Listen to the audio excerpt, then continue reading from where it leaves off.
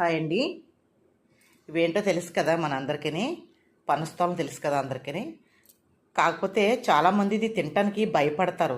ఎందుకంటే కాళ్ళు చేతులు లాగుతాయని, లేదా అరగదని రకరకాలుగా చెప్తూ ఉంటారు. ఏం కాదటండి, పనస్తోన చాలా బలమైన ఫ్రూట్ అండి ఇది. చాలా బలం అటండి ఇది తినటం వల్ల. మంతెన సత్యనారాయణ గారు చెప్తుంటారు, పనస పండు కనుక ఎవరికైనా ఇష్టమైన వాళ్ళు ఉంటే కడుపు నిండా తినండి, కానీ ఆ పూట భోజనం చేయకండి అని చెప్తారు. నిజంగా పనస్తోన చాలా బలమైన ఫుడ్ అటండి. తర్వాత వాటర్ కంటెంట్ కూడా ఉంటుంది ఈ ఫ్రూట్లో, పనస్తోనలో. అందుకనేసి పనస్తోన తింటే మంచిది హెల్త్కి. వాతో కానీ కాళ్ళు చేతులు ఆడాలి కానీ ఏమీ ఉండదండి. అంతా మన భ్రమ అంతే అనుకుంటాం. అది తిన్న వల్ల ఇది అయ్యింది అనుకుంటాం అంతే. కానీ పనస్తోన చాలా మంచిదట. ఓకేనా? ఎవరికైనా పనస్తోనలు ఇష్టం ఉన్న వాళ్ళు చక్కగా ఒక్కరోజు అన్నం పక్కన పెట్టేసేసి తినండి కడుపు నిండా.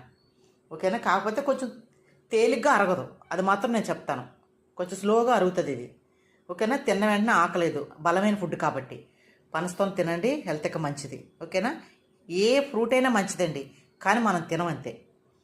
ఫ్రూట్స్ ఇష్టపడే వాళ్ళు చాలామంది ఉంటారు, అసలు ఫ్రూట్స్ అనేది దగ్గర రాని వాళ్ళు కొంతమంది ఉంటారు. కానీ పనసపండు తినండి, మంచిది. ఓకేనా?